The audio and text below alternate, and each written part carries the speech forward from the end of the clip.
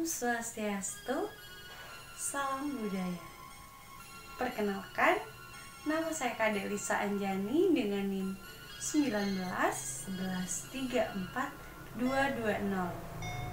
Nah, saya dari program studi pendidikan guru sekolah dasar Universitas Sanata Dharma. Pada kali ini, saya akan membahas mengenai tari. Ya, gimana nih kabar teman-teman sebelum membahas tari? Semoga selalu sehat ya, supaya saat mendengarkan penjelasan tentang tari, teman-teman dapat menangkap dan menerimanya dan memahaminya. Nah, yang pertama, sebelum membahas tari, kakak membagi ke dalam 3 subbab. Yang pertama, aku suka menari. Yang kedua, menari itu indah. Dan yang ketiga, tari adalah kebudayaan bangsaku. Nah, teman-teman di sini pernah lihat tari nggak sih? Tari saat pertunjukan ataupun saat acara di sekolah. Ya, teman-teman pasti sudah pernah kan melihat tari, pernah menonton tari. Nah, apakah teman-teman suka tari? Ya, tentu saja suka ya teman-teman, karena tari itu asik ya teman-teman. Nah, tari itu apa sih teman-teman? Nah, tari adalah gerakan yang ritmis yang diciptakan sesuai dengan ekspresi atau perasaan pencipta gerak yang menciptakan keindahan. Nah, jadi tari ini gerakan tubuh yang diiringi oleh musik. Nah, pembuatan tari ini adalah hasil pengungkapan atau ekspresi perasaan pembuat. Nah, misalnya pembuat ini sedang senang. Nah, pembuat atau pencipta gerakan ini, dia membuat gerakan yang menunjukkan ekspresinya senang gitu. Sehingga dari beberapa ungkapan perasaannya terciptalah keindahan. Nah, itu dia tari teman-teman. Nah, tari, teman-teman pasti suka tari. Nah, kakak juga suka tari. Kakak suka menari. Nah, tari itu ada 2 teman-teman. Tari tradisional dan tari modern. Nah, kakak paling suka tari tradisional nih, karena tari tradisional itu asik teman-teman, karena kita bisa memperkenalkan budaya kita teman-teman. Seperti kakak dari daerah Lampung, kakak menari tari Lampung itu. Nah, tari daerah itu berasal dari daerah masing-masing dan menceritakan atau menjelaskan tentang kehidupan yang ada di daerah tersebut. Nah, itu adalah tari daerah teman-teman.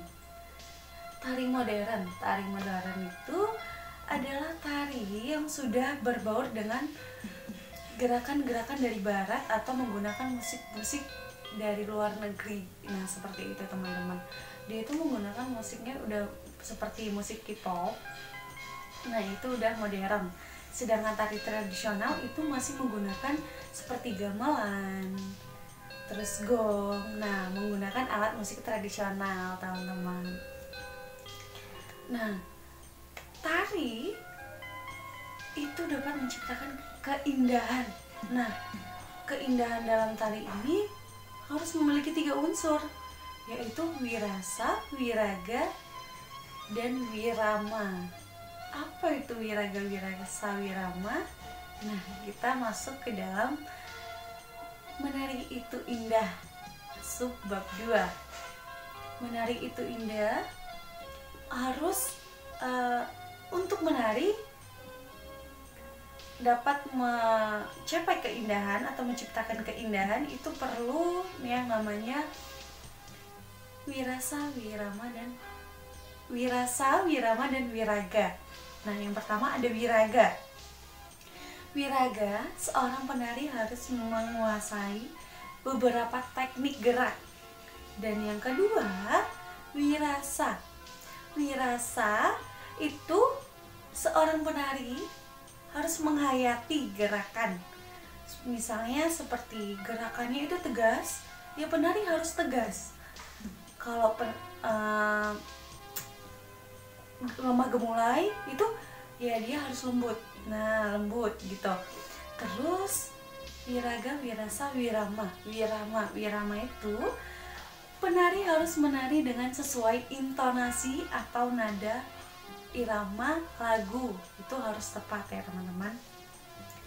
Nah, begitu wirasa, wirama, wiraga.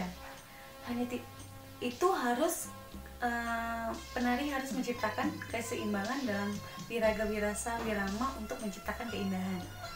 Untuk keindahan juga, penari memerlukan kostum teman-teman.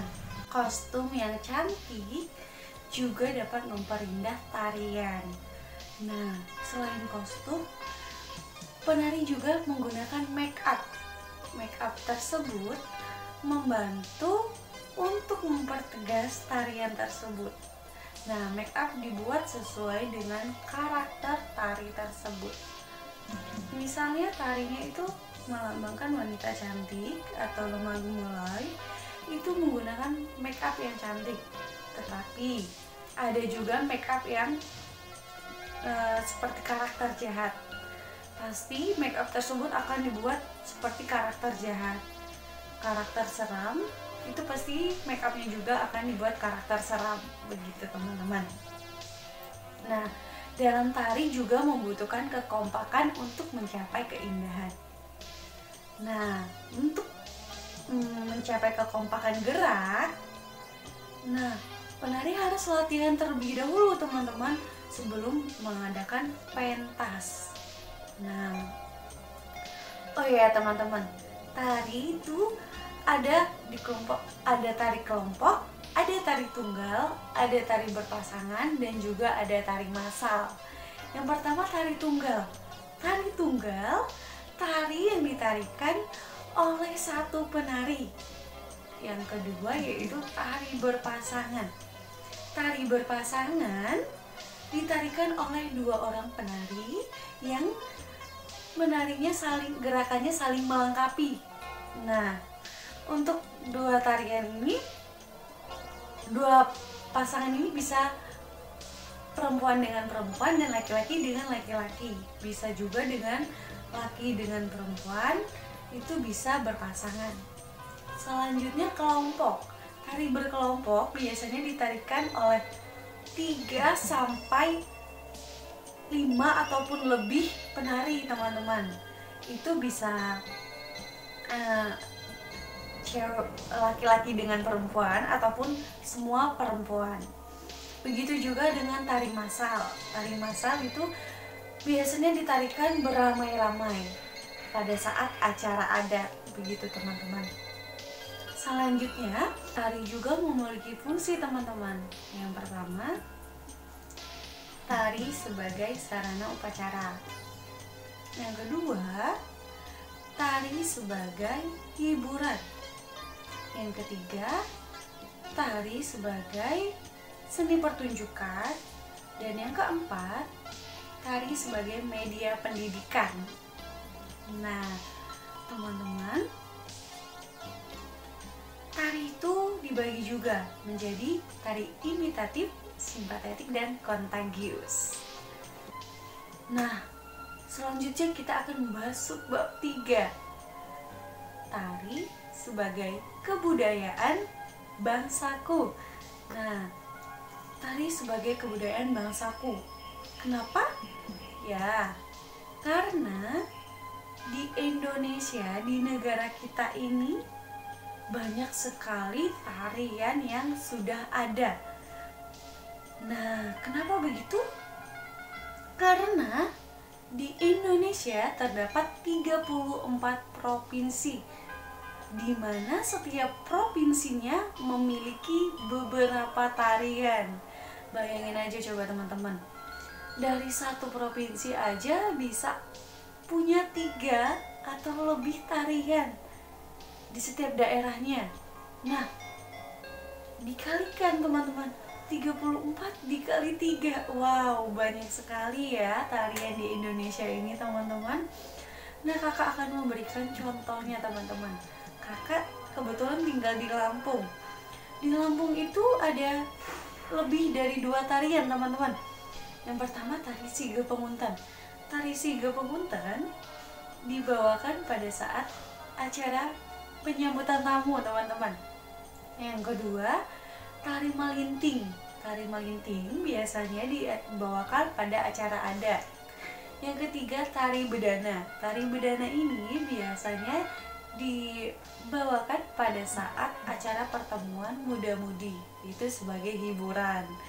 Wow, banyak banget ya. Masih banyak lagi teman-teman di Lampung itu tarian-tarian lainnya. Contoh lagi seperti di Bali teman-teman. Di Bali itu ada tari kecak, ada tari Panyembrama, ada tari rejang, ada juga tari janger. Nah, itu semua tarinya memiliki fungsi berbeda-beda dan arti yang berbeda-beda teman-teman. Ada yang digunakan saat upacara, ritual upacara adat, ada yang digunakan untuk hiburan saja, dan ada juga tarian yang menceritakan tentang kejadian atau peristiwa atau kegiatan yang ada di daerah tersebut teman-teman. Nah, itu adalah tari tradisional ya teman-teman. Nah teman-teman, kakak akan menyebutkan beberapa tarian dari asal daerahnya. Yang pertama, tari kecak. Tari kecak tadi dari Bali ya teman-teman. Yang kedua, ada tari Sige Penguntan, itu dari Lampung. Yang ketiga, ada tari dari Sumatera Selatan, itu ada tari Gending Sriwijaya. Yang keempat, ada tari dari Sumatera Utara, itu tari Tortor teman-teman. Yang kelima, ada tari dari Sumatera Barat, yaitu tari Padang. Selanjutnya ada tari dari Kalimantan. Dari Kalimantan itu adalah tari Busak Baku. Selanjutnya tari daerah Jawa nih, ada Jawa Timur. Jawa Timur itu adalah tari reog.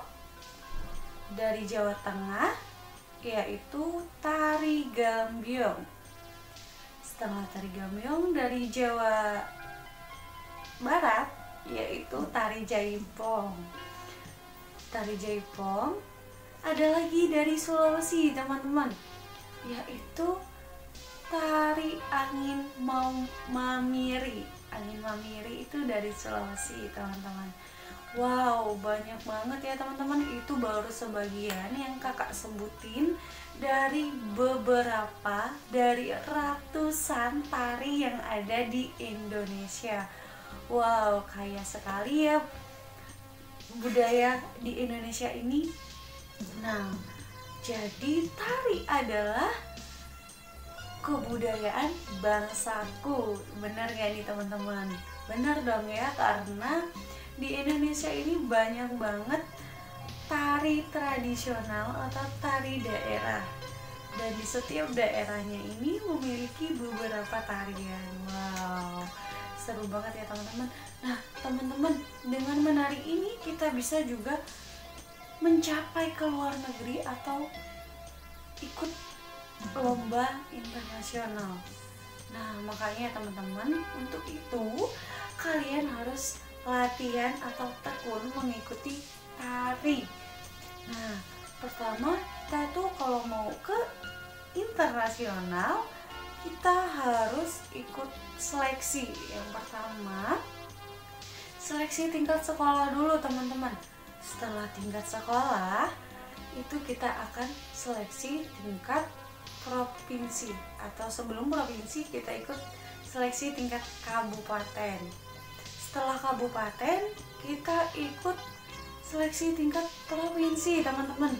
Setelah ikut provinsi kita seleksi baru seleksi nasional. Nah, seleksi nasional, internasional. Dengan menari kita bisa mencapai sampai ke luar negeri. Nah makanya itu teman-teman harus giat yang suka menari harus giat latihan menari. Nah, sekian pembahasan tari dari kakak. Jika ada penjelasan yang kurang yang sulit untuk dipahami atau yang kurang jelas, kakak mohon maaf dan kakak undur diri. Om Swastiastu, salam budaya.